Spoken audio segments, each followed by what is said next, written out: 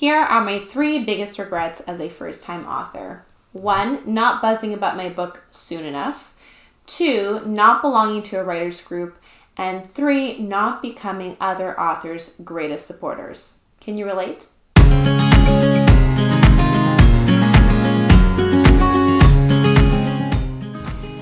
Welcome to Pen to Paper. I'm Leah Lindeman, author of the Canadian Reminiscence series. And today is the 2nd installment of my self-publishing series. We are tackling regrets as a first-time author. Now, if you have not self-published or traditionally published for the first time yet, you are in a great place because you can check out this video and other authors' videos for ideas on obstacles that you should either jump over or go around to make your experience as seamless as it possibly can. However, I must warn you, as a first time anything, there are lessons that you are going to have to go through that even though you listen perhaps to my experiences and other authors' experiences, your experiences will be your own, and you are going to have to grow in ways that perhaps others haven't had to grow. So enjoy the journey and buckle down. Let's look at my personal experiences of how I would have liked to have done things more differently the first time I self-published. Now, there are many regrets from other authors that I've heard of or read of that I actually have not had, and I still don't hold to, because thankfully I did a lot of research. Perhaps you're doing your research now as to what I should stray from or not get into. But there are 3 that are pretty big ones that I would encourage you to not fall into the trap of falling into as I did. So let's look at number 1. Number 1 was buzzing about your book soon enough. I'm calling it the 3 B's of my regrets as a self-publisher and self-pubbed author the first time around. So buzzing about my book sooner. I did buzz about my book, but looking back and understanding marketing in a whole new light that I do now, I see how I could have done things quite a bit more differently than I did the first time I did them around. 1 is I did talk to a lot of my family and friends and get the word out that way.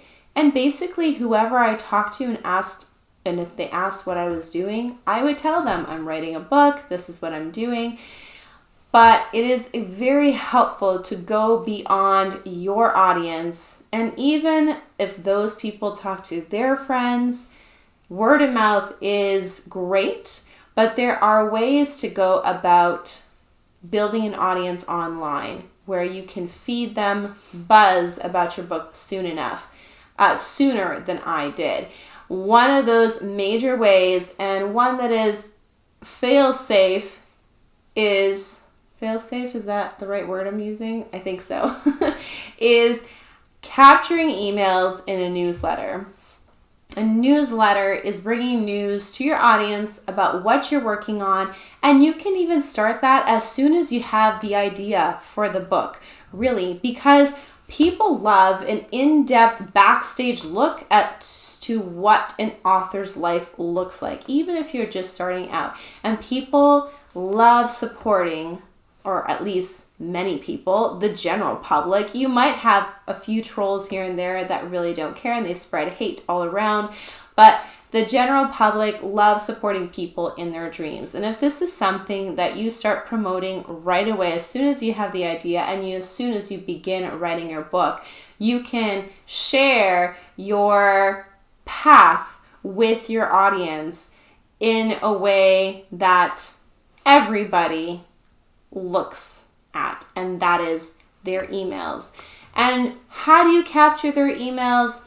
This is a whole other video in itself, but one way that I can share is giving them value leading up to your book. So if you've written chapters and edited chapters, maybe give them a sample piece of writing. that will make them want to read more, that make them interested in your book. You can give them character sketches, character exposés. You can share a little bit of your world building with them. There's so much that you can think of and be creative about when it comes to sharing with your audience the first time around. You don't have to be an expert. You just have to be willing to be vulnerable and raw with those who would take an interest in your writing and your journey as an author. So that's something I wish I would have done more of and sooner. I did do it. I just felt like I could have done a whole lot more. And knowing what I know now, there's a lot more I could have done. But I realized that this is a journey. I'm going to continually be growing, and I just wasn't there at that time in my life, and that's okay. I'm there now. I know stuff now, and I'm sure 10 books down the road, I'll know even more than what I do now, and I'll just implement it as I go along. Number 2 is belonging to a writer's group.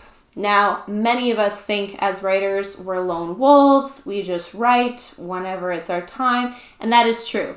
This is a path of singleness in a way, and yet you can meet others, companions, on the same road, on the same path, in sharing that common goal of writing a novel.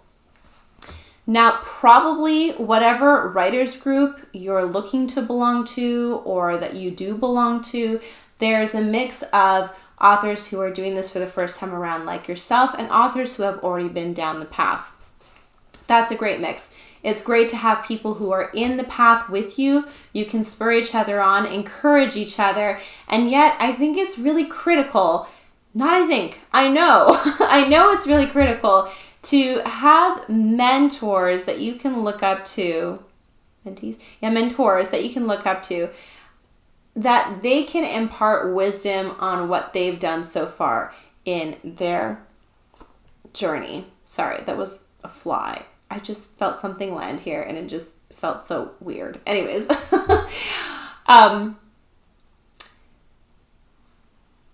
so if you belong to a group that's only people starting out, it's great, but it's not going to get you to the next level of where you would want to be. So definitely, if you have a group that's only people starting out, that's fine, but seek out 1 or 2 other authors who have gone the path before you already, and they can impart that wisdom to you. And the last one that I really felt I should have done sooner, I just wasn't aware of this world, is becoming another author's part of their group of greatest supporters.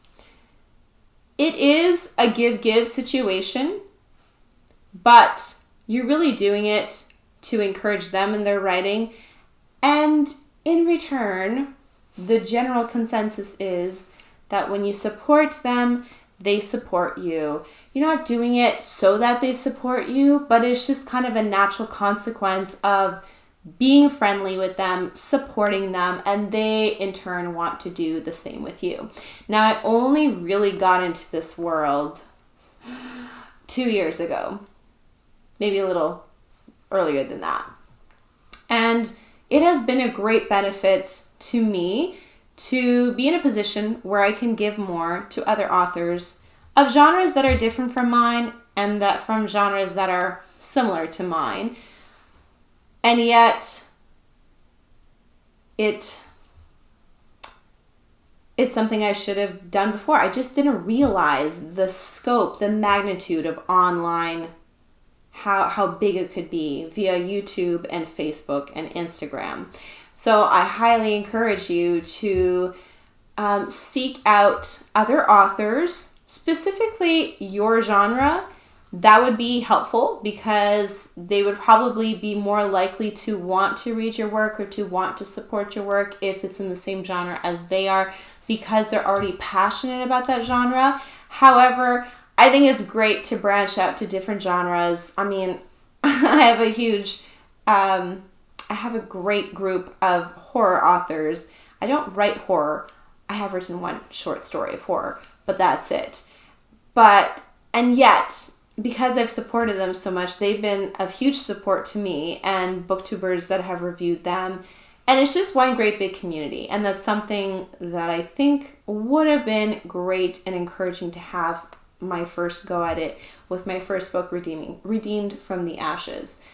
But again, as I pointed out, this is never too late. I'm sharing my regrets, although they're not really regrets, they're just lessons I had hoped I would have learned earlier, but I just didn't, and now I know them, and I'm hoping that you can learn from these lessons to spur you on to your growth of becoming an author. And if you've already self-published and you perhaps can relate to some of these faux pas or things that you should have done earlier, tell me which one can you relate to. And if you're new and you're looking into this, let me know which one you're wanting to avoid the most. If you like this video, go ahead and give it a thumbs up, and you can subscribe for more AuthorTube videos on Wednesdays and BookTube videos on Fridays. See you then.